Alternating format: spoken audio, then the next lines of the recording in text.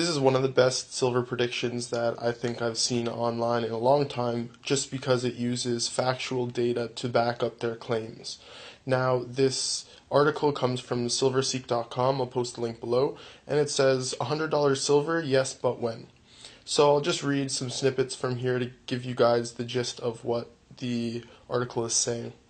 There are many predictions for the price of silver. Some say it will crash to nearly $20, and others proclaim $100 by the end of 2012. The problem is that some predictions are only wishful thinking. Others are obvious disinformation designed to scare investors away from silver, and many are not grounded in hard data and clear analysis. Other analysis is excellent, but both the process and analysis are difficult to understand. Is there an objective and rational method to project a future silver price that will make sense to most people? Yes, there is. I'm not predicting a future silver price or the date of silver or the date that silver will trade at $100, but I'm making a projection based on rational analysis that indicates a likely time period for silver to trade at $100 per ounce. Yes, $100 silver is completely plausible if you assume the following.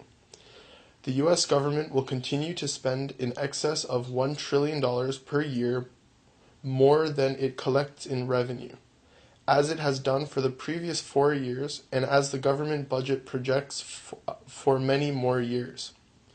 Our financial world continues on its current path of deficit spending, debt monetization, QE, weaker currencies, war and welfare, ballooning debts, and business as usual. And I'm not sure if this point is part of these two, but I'll just read it anyway. A massive and devastating financial and economic meltdown does not occur in the next 4 to 6 years. If such a meltdown occurs, the price of silver could skyrocket during hyperinflation or stagnate during a deflationary depression scenario.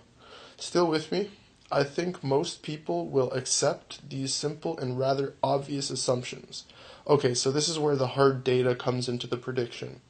Many individuals find it difficult to believe any projections for silver, either higher or lower, because silver is hated, loved, often ignored, and seldom recognized as another currency.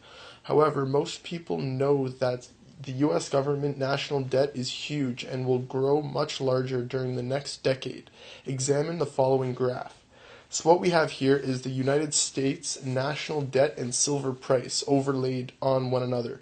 The left axis here shows you the national debt, and yes, I believe as of September 30th, we have hit $16 trillion in national debt to silver price. So as you can see here, going back all the way to 2001, as our national debt has been skyrocketing, basically in it's just continually going up. The silver price has followed this trend pretty closely. National debt is plotted on the left axis, yes, 16 trillion. Silver is plotted on the right. The data covers an 11-year span from September 2001 through September 2012. This period includes the time after the stock market crash, the game-changing events in 9/11, real estate crash, and the new bull market in commodities. Okay, I'll just skip some of this. This expansion in the national debt is simply a proxy for expansion of the money supply and the devaluation of the dollar. The exponential growth rate for the national debt averaged over the period is 9.7% compounded annually, while the rate averaged over the last 5 years is 12.3%. The exponential growth rate for silver is a bit larger, about 20% per year compounded annually.